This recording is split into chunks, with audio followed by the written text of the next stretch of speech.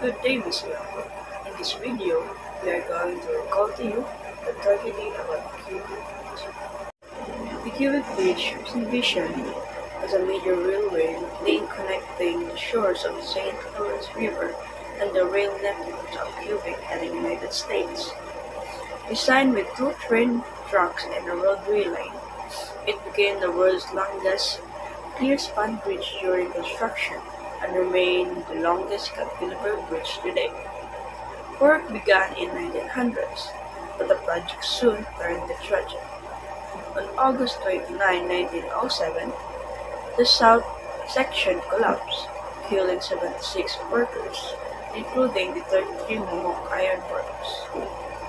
Although the design was revised and construct resumed in 1930, a second disaster occurred on September 11, 1916, when the central span fell into the river, causing 13 more deaths. The remains of the collapsed span still lie on the riverbed, marking one of the most significant engineering tragedies in Canadian history.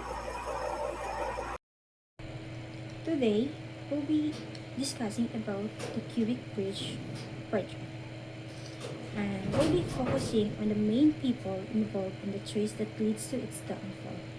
The Quebec Bridge was meant to be a grand symbol of Canadian innovation. However, it highlights the critical needs for a strong engineering and careful supervision. Let's begin with the management team. A.B. Milliken was the construction supervisor for the first year. David Rees as the president of Phoenix Bridge Corporation that held the main responsibility. The engineering team was crucial. Theodore Cooper as the lead engineer that approves the design, and Collingwood Scriber, the chief engineer, represent the government interest. On the site team, Benjamin Yenser was the general foreman. Arthur H. Burke served as the site engineer, and E.R. Kinloch was the bridge inspector and ensuring the design was followed.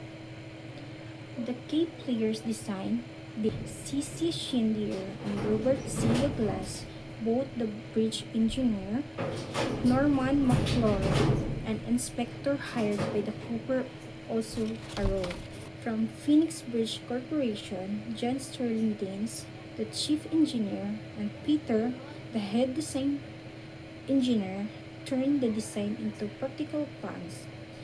And Edward Hoare, the chief engineer, and Simon Napoleon Perrin, the president, oversaw the project from the Quebec Bridge Company side.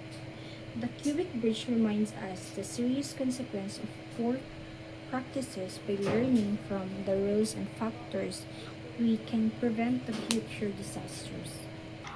Design and construction of the Quebec Bridge. The Quebec Bridge was designed by Theodore Cooper as a cantilever bridge. It extends outwards and is supported on only one end. This design was chosen because the St. Lawrence River is wide and deep. Construction began in 90s by the Phoenix Bridge Company. However, during the construction, engineers found errors in the calculations. The bridge parts were too weak to handle the heavy loads planned.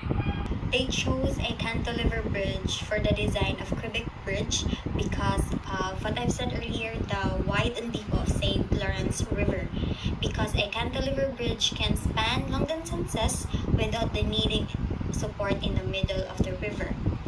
This made it ideal for the Quebec Bridge since it would have been a difficult and expensive to build supports in such a deep of water. It was also considered strong and modern at the time, perfect for carrying trains and heavy loads.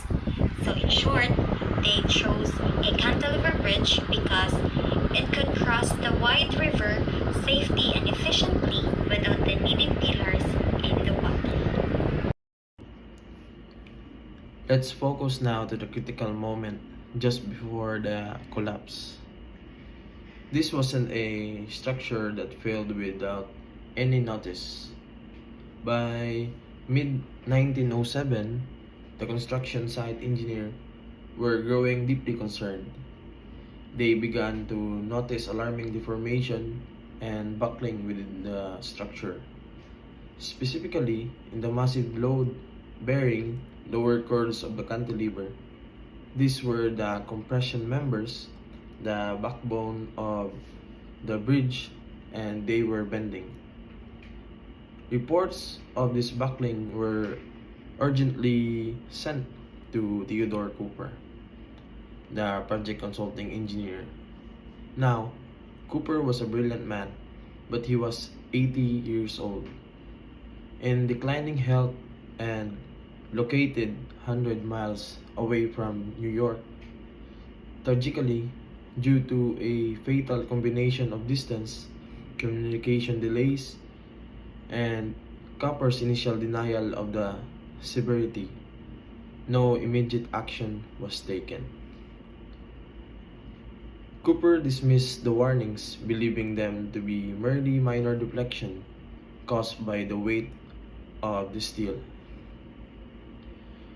Despite of visible distortion and the clear physical evidence that the structure was compromised, the bridge continued to be loaded with additional weights as workers installed more steel.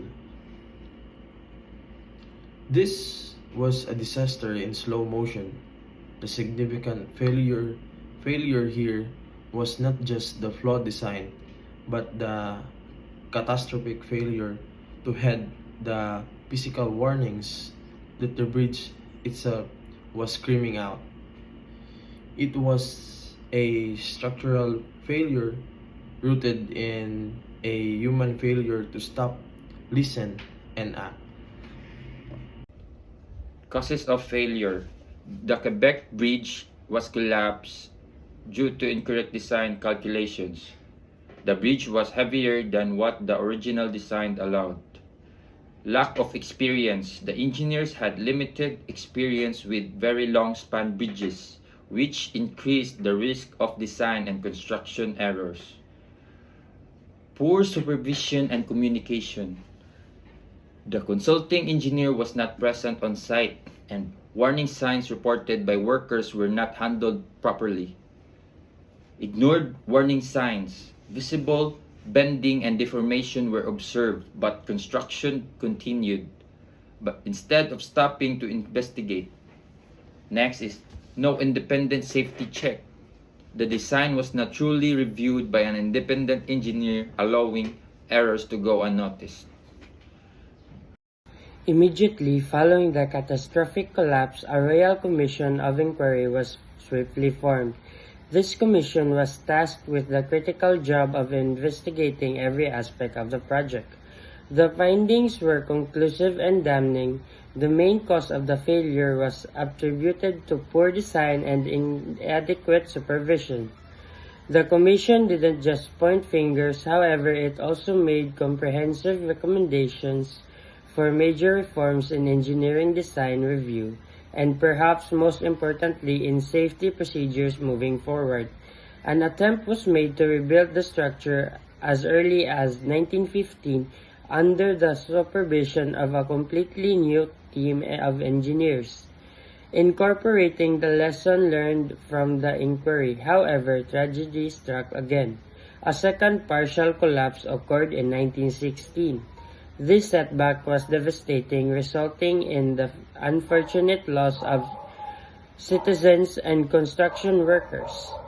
Despite these extreme challenges, two collapses, one of them fatal, the commitment to successfully completing the bridge held firm.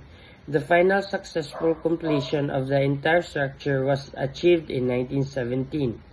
The timeline highlights the immense difficulty and the ultimate determination involved. The project ultimately became a powerful, albeit costly, lesson in engineering and safety standards. So, after hearing all the reports from members, I can conclude that the Quebec Bridge tragedy remains one of the most profound reminders of the consequences of engineering oversight and human error.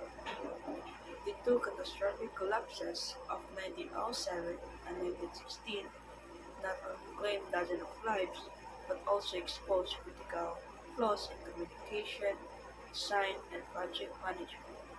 Although the bridge ultimately stands today as a remarkable feat of engineering, its history is forever marked by the loss of suffering endured during its construction.